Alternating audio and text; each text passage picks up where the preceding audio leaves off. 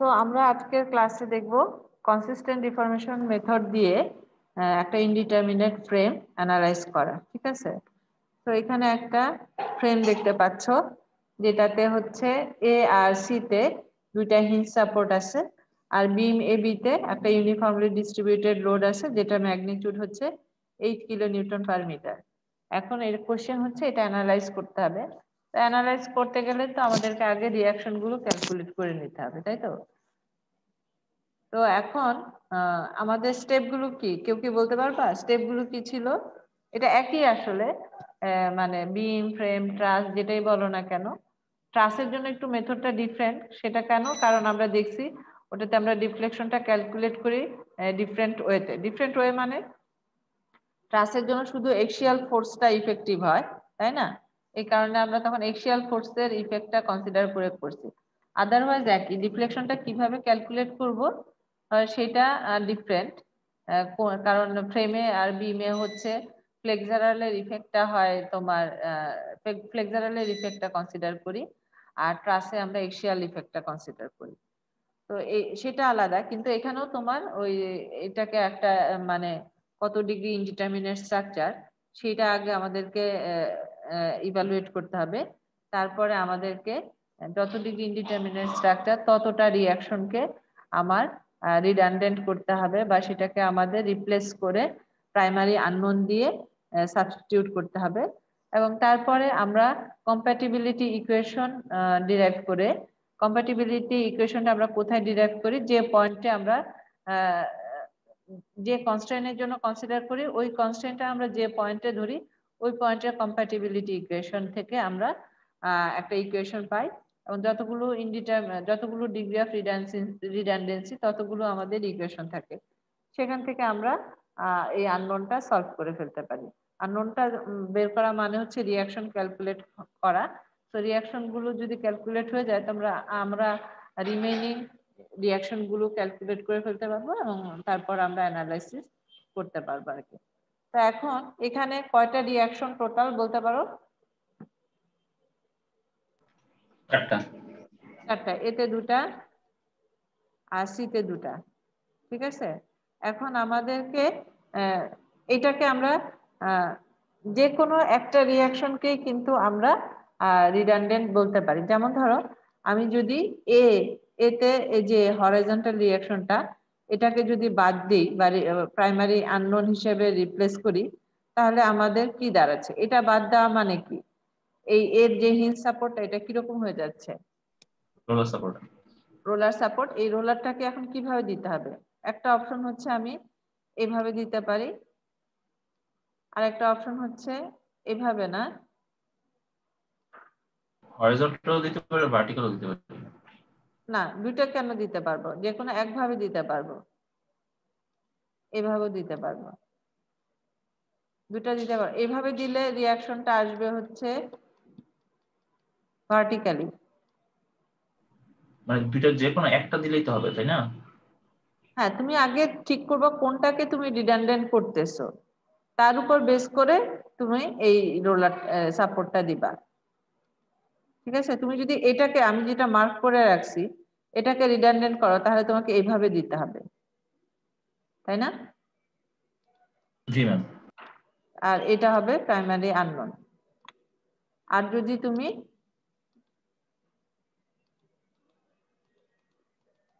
একটু মুছে নেই, যদি তুমি এভাবে করো এটাকে রিডান্ডেন্ট করো তাহলে তোমাকে রোলার সাপোর্টটা দিতে হবে এভাবে, কারণ রোলার সাপোর্টের যে প্লেনটা এই প্লেনের পারপেন্ডিকুলারলি রিঅ্যাকশনটা ডেভেলপ করে, তাই তো? তো তখন আননোনটা প্রাইমারি আননোনটা হবে এরকম। এই একই জিনিস সি সাপোর্টের ক্ষেত্রেও প্রযোজ্য। ঠিক আছে, একই জিনিস আমরা সি সাপোর্টের ক্ষেত্রেও করতে পারি। তাহলে যদি আমরা সি সাপোর্টের জন্য করি, সিতে যে হিঞ্জ সাপোর্টটা, তাহলে এখানে যে হিঞ্জ সাপোর্টটা আছে সেটা রয়ে যাবে।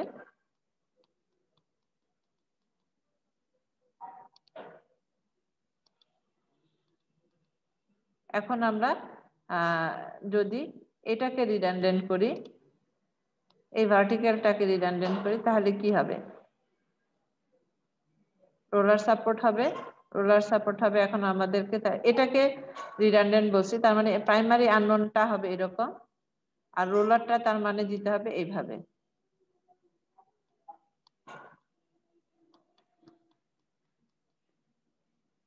ঠিক আছে?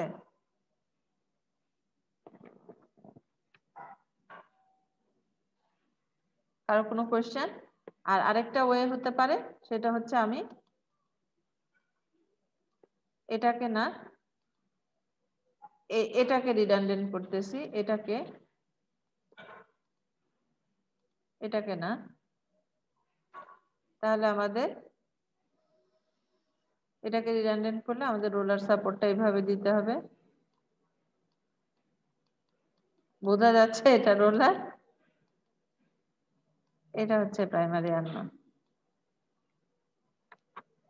তার মানে আমরা 4 ভাবে কিন্তু রিলিজ স্ট্রাকচারটাকে করতে পারি। ক্লিয়ার সবার কাছে? জি ম্যাম। আচ্ছা, এখন আমরা দেখি আমরা কোন ভাবে আসলে করতেছি।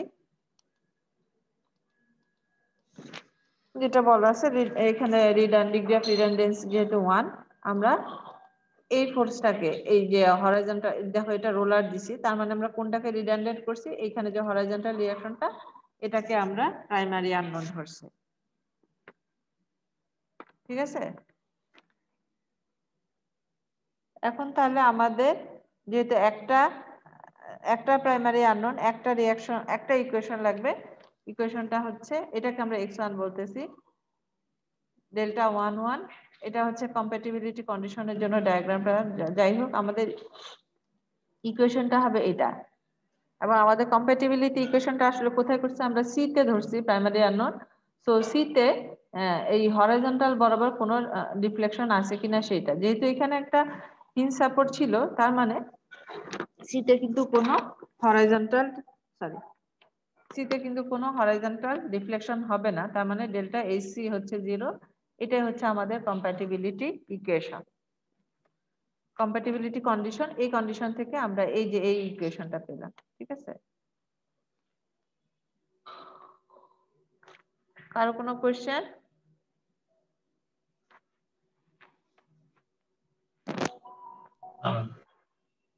আচ্ছা, তোমরা কি অ্যাটেন্ডেন্স দিছো? আমি আজকে অফ করে দিব এখন। সবাই দিছো? জি ম্যাম। তাহলে অফ করে দিলাম কিন্তু রেসপন্সটা। না ম্যাম, দেওয়া হয়নি এখন ম্যাম, 5 মিনিট। ম্যাম ক্লাস শেষ করলে ভালো হয়। না, এটা করা যাবে না। এই কারণে সবাই কি করে, তোমার যে কোনো টাইমে ঢুকে অ্যাটেন্ডেন্স দেয়। এটা তো তা না, তোমাকে ক্লাসে শুরু থেকে থাকতে হবে, তাই না? তো দিয়ে দাও। সবাই তখন মনে করে যে অ্যাটেন্ডেন্স যে কোনো টাইমে দিলেই হবে। এরকমই আগে করছি, করে দেখলাম যে বিষয়টা ঠিক হচ্ছে না, এবং সবাই টাইম মতো ক্লাসে আসে না।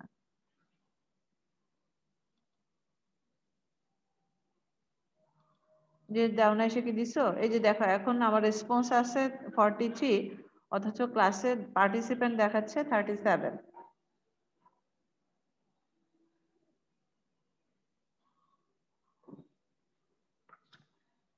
দিছো? এখন একজন দিছো মনে হয়। এবার আমি অফ করে দিলাম। জি ম্যাম, দেওয়া শেষ। ওকে, আচ্ছা। এখন তাহলে আমাদের যে ইকুয়েশনটা পেলাম, আমাদেরকে আসলে এখন ক্যালকুলেট করতে হবে ডেল্টা 1 আর ক্যাপিটাল ডেল্টা 1। ঠিক আছে? এখন ডেল্টা 1 মানে কি মনে আছে?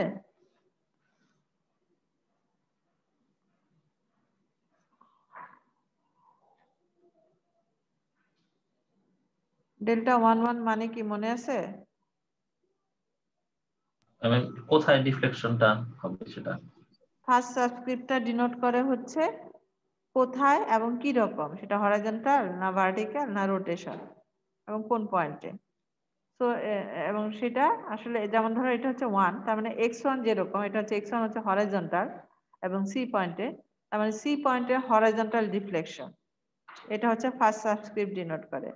আর সেকেন্ড সাবস্ক্রিপ্টটা ডিনোট করে হচ্ছে এটা কি কারণে, এটাও 1। তার মানে এটা এই বরাবর যদি একটা হরাইজন্টাল ফোর্স থাকে তাহলে এই পয়েন্টের হরাইজন্টাল ডিফ্লেকশনটা কত এটা ডিনোট করে হচ্ছে ডেল্টা 1 1। আর ক্যাপিটাল ডেল্টা 1 ফার্স্ট সাবস্ক্রিপ্টটা ডিনোট করে হচ্ছে কোন পয়েন্টে এবং কি টাইপের, এটাও 1। তার মানে সি পয়েন্টের হরাইজন্টাল ডিফ্লেকশন। আর এখানে সেকেন্ড সাবস্ক্রিপ্ট নাই বা ক্যাপিটাল ডেল্টা, তার মানে এটা ইন্ডিকেট করতেছে আমার এক্সটার্নাল যে লোড আছে তার কারণে সি পয়েন্টে কি হরাইজন্টাল ডিফ্লেকশন হচ্ছে, এটা হচ্ছে ক্যাপিটাল ডেল্টা 1। আমার কি রিপিট করার দরকার আছে? শুধু প্রান্ত রেসপন্স করতেছে, বাকিরা কই? Roll number 11।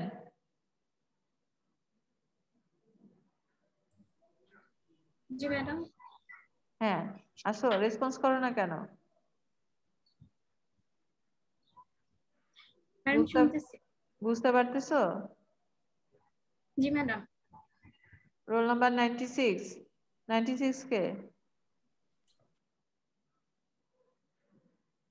Yes madam. হ্যাঁ বুঝতে পারতেছো, ফলো করতে পারতেছো? জি ম্যাডাম। আর কে আছে তোমাদের নামগুলো ভুলে গেছি, মানে ভুলে গেছি মানে যা মনে আছে কোনটা কোন সেকশনে, কোন জন কোন সেকশনে এভাবে করে মনে নেই। কি জানি মুশফিক বিনতে হান্নান আছো নাকি, নাকি বি সেকশনে?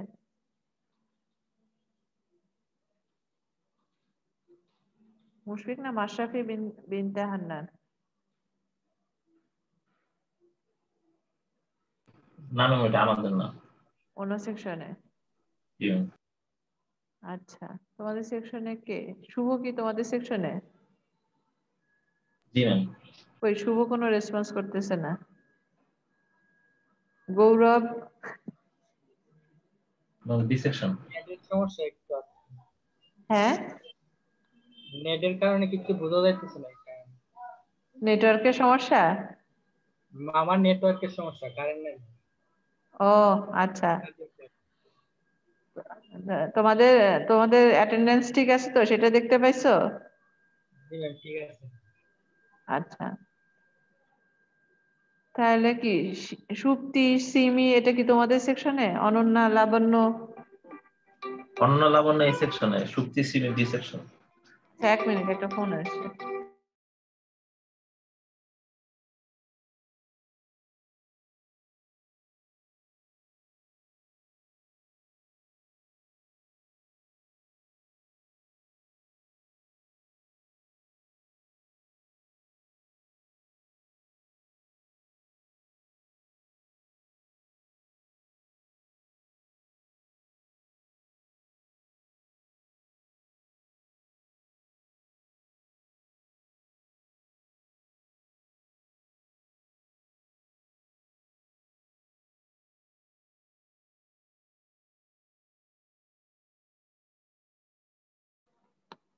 আচ্ছা তো সব আসো তোমরা, কি জানি অনন্যা লাবণ্য তোমরা আসো নাকি?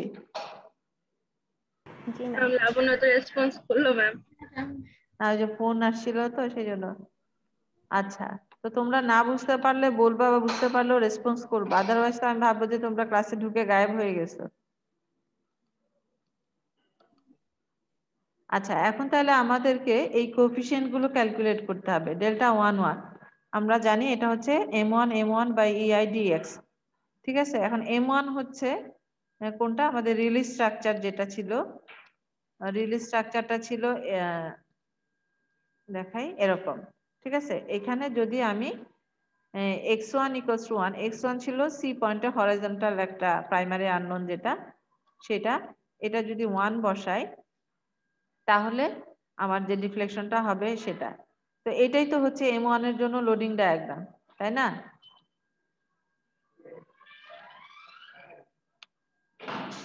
এটা হচ্ছে m1 এর জন্য লোডিং ডায়াগ্রাম, দুটাই আমাদের m1 m1। তো এখন তাহলে আমাকে কয়টা সেগমেন্টে ভাগ করে করতে হবে বলো? এখানে স্যার দুইটা আমাদের সেগমেন্ট। এমপি এমইউ দুটাই m1, তো এখানে আমাদেরকে আসলে দুইটা সেগমেন্টে ভাগ করে করলেই হবে। এই এবি একটা বিসি একটা। ঠিক আছে? তো আমরা যদি রিঅ্যাকশন গুলো ক্যালকুলেট করি, রিঅ্যাকশন কেমন আসবে?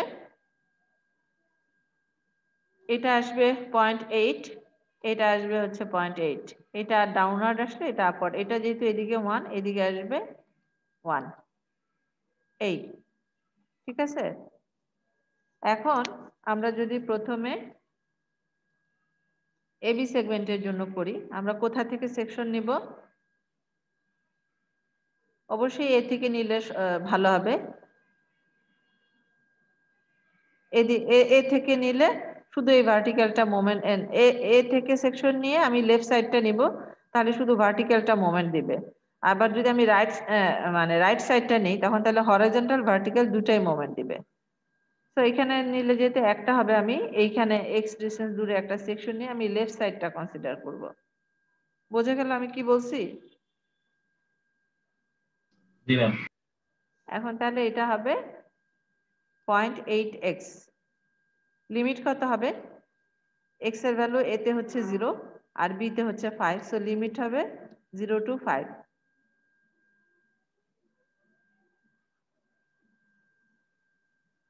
ঠিক আছে? এটা যদি ঠিক থাকে, এখন আমি বিসি সেগমেন্ট নিব। এখন আমি সি থেকে এক্স ডিসটেন্স দূরে একটা সেগমেন্ট নিব এবং নিয়ে আমি নিচের পার্টটা কনসিডার করব, তাহলে শুধু ভার্টিক্যাল হরাইজন্টালটা মোমেন্ট দিবে, ভার্টিক্যালটা মোমেন্ট দিবে না। এখন তাহলে এটা হবে হচ্ছে -x, ঠিক কি না? এখন তাহলে ডেল্টা 11 ক্যালকুলেট করো দেখি, ডেল্টা 11 কত আসে?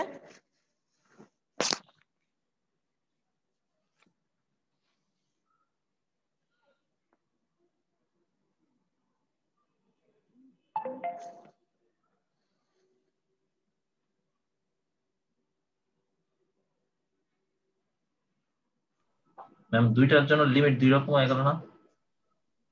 হ্যাঁ, এটার জন্য লিমিট হবে তোমার 0 to 4, দুই ভাবে করতে হবে। তার মানে তোমাকে ইন্টিগ্রেশন করতে হবে এরকম, 0 to 5 এর জন্য হচ্ছে 0.8x হোল স্কয়ার,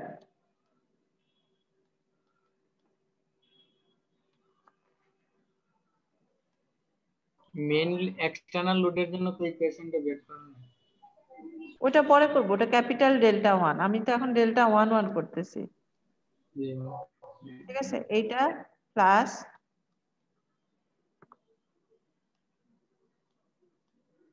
0 to 4, এটা হচ্ছে -x হোল স্কয়ার, আমি dx বাই ei লিখি নাই আর কি। ঠিক আছে, এটা হচ্ছে dx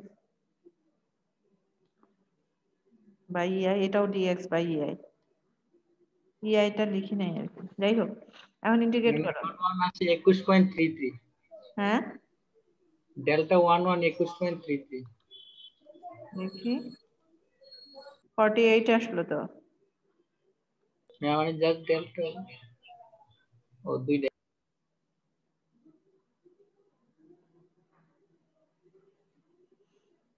আমি জাস্ট একটা সেগমেন্ট নিছি।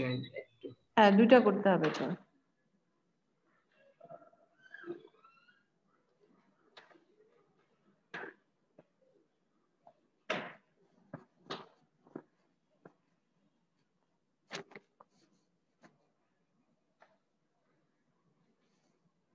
জি ম্যাম ঠিক আছে।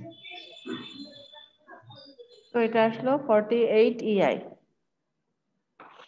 এখন আমি কিছু হেল্প করার আগে তোমরা একটু ক্যাপিটাল ডেল্টা 1টা করার ট্রাই করো তো। ক্লাসের টাইম অবশ্য শেষ হয়ে যাচ্ছে, আজকে এটা শেষ করব। মেইন ফিগারটা যদি একটু নিয়ে আসি। এটা ছিল আমাদের, ও আচ্ছা, আর লোডিং কি ছিল এইখানে? ছিল হচ্ছে এই যে ইউডিএলটা ছিল আর কি, 8 কিলো নিউটন মিটার। মেইন ফিগারটা ছিল এটা, এটাকে আমরা x1 ধরছিলাম।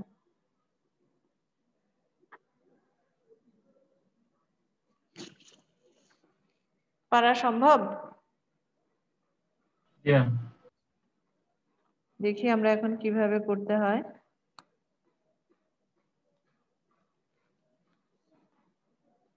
M1 এর জন্য লোডিং ডায়াগ্রামটা তো আমরা আগেই করছি। এখানে 0.8, এটা 0.8, এটা 1 এরকম আসছে। আর তো M1 এর জন্য আমরা দুইটা সেগমেন্ট করে করতেছি। আমাদের আসলে আগে দেখে নিতে হইতো দুইটা সেগমেন্ট হবে কিনা। আমরা বুঝতে পারতেছি কারণ ইউডিএলটা পুরাটা জুড়েই আসে। সো আমাদেরকে এবি আর বিসি দুইটা সেগমেন্ট করলেই হবে। সো M1 এর ইকুয়েশন গুলো আমরা আগে যেভাবে করছিলাম সেভাবে M1 আসলো। ঠিক আছে? তো এটাতে জি কোনো ম্যাম। চেঞ্জ আসবে না কারণ আমরা সেগমেন্টের কোনো চেঞ্জ আসতেছে না। এমপির জন্য ইকুয়েশন ছিল এরকম, ডায়াগ্রাম ছিল এরকম। এখন তাহলে এটার জন্য আমাদেরকে কি করতে হবে? এই রিঅ্যাকশনটা কত আসবে? টোটাল লোড আছে আমাদের এখানে 40, সো এটা 20 কিলো নিউটন করে আসবে।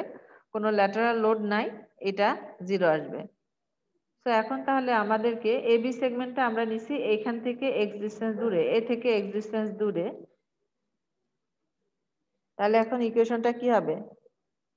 20x 20x plus minus 4x 4x square. Square. Limit তো একই, 0 to 5। আর এটার জন্য আসবে হচ্ছে কি 0 না? বিসি পার্টের জন্য। জি ম্যাম। জি। তাহলে এটা গেল এই। এখন তাহলে যদি আমরা এটাকে ইন্টিগ্রেশন করি, একটা পার্টের জন্য আসবে আরেকটা পার্টের জন্য 0 আসবে। এই ইন্টিগ্রেশনটা করো, কত আসে?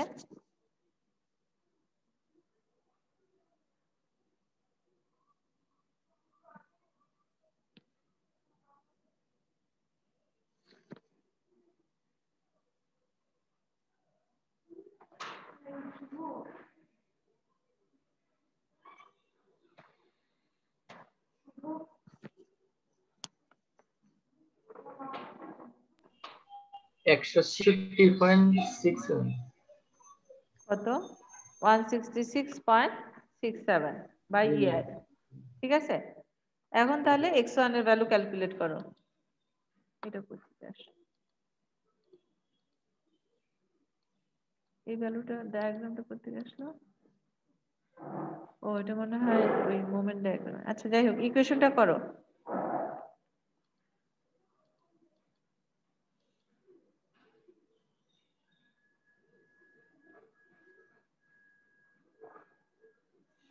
x1 এর ভ্যালু কত আসে?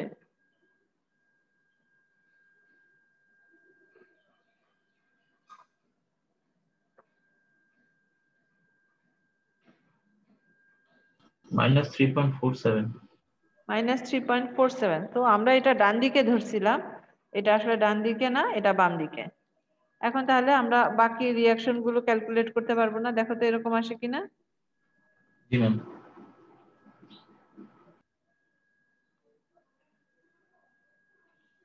এটা এটা কি আঁকছিলাম, একে আবার শেষ করিনি। তো এটার মোমেন্ট ডায়াগ্রামটা তাহলে তোমরা আঁকতে পারবা। Share force diagram, moment diagram সবই কিন্তু আঁকতে পারবা। আরেকটা জিনিস খেয়াল আসে কিনা তোমাদের, এই যে এখানে ভার্টিক্যাল ফোর্সটা, এটা হচ্ছে এটার জন্য শিয়ার ফোর্স। আবার যখন এইটার জন্য শিয়ার ফোর্স আঁকবা তখন কিন্তু এই ভার্টিক্যালটা না, তখন কিন্তু এই হরাইজন্টালটা এটার জন্য শিয়ার ফোর্স, তাই না? জি ম্যাম। এটাই।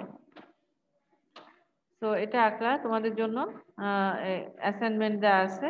এটা analyse the frame shown in figure by consistent deformity given that EI is constant। এখানে একটা 40 কিলো নিউটন লোড আছে, একই জিনিসে শুধু লোডটা ডিফারেন্ট আর কি। ঠিক আছে? তো এই ছিল ফ্রেমের জন্য একটা প্রবলেম। এরপর আর কারো কোনো কোশ্চেন থাকলে বলো, নইলে আমরা নেক্সট ক্লাসে আরেকটা এক্সাম্পল দেখবো। তোমাদের এটা আরেক ট্রাসের বাকি আছে, তারপরে আমাদের আরেকটা টপিক বাকি আছে মিল বেন্ড। ঠিক আছে? মিল বেন্ডে আবার বিভিন্ন ডিগ্রির জন্য করা আছে, 1 ডিগ্রি 2 ডিগ্রি 3 ডিগ্রি, এই আর কি।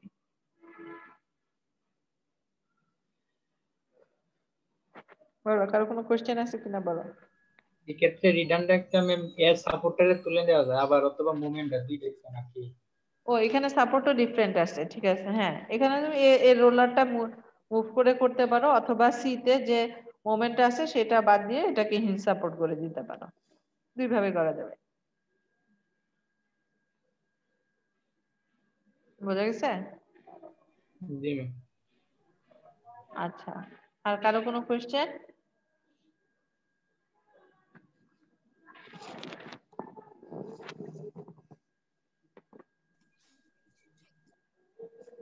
আর যদি কোনো কোয়েশ্চেন না থাকে তাহলে আজকে এখানে এন্ড করতেছি। ম্যাম আমাদের এক্সাম কিভাবে হতে পারে বা কি অবস্থা ম্যাম একটু মানে যদি জানাতেন। কিভাবে কিভাবে মানে এক্সাম? অফলাইনে বা অনলাইনে হবে ম্যাম? কালকে তো ইউজিসি একটা নোটিশ দিছে।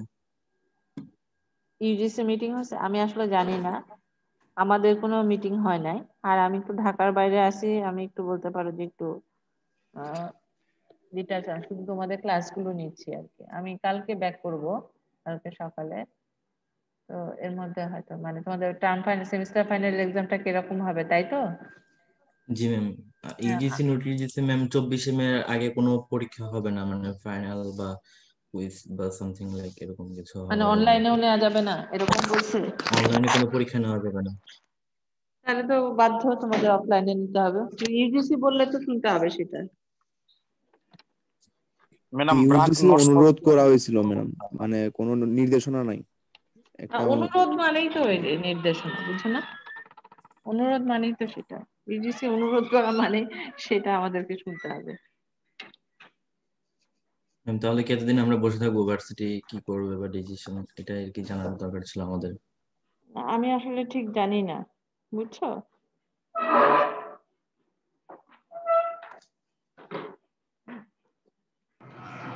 আসসালামু আলাইকুম, তাহলে আমরা লিভ নেই। হ্যাঁ ঠিক আছে, ওকে। ওয়ালাইকুম আসসালাম।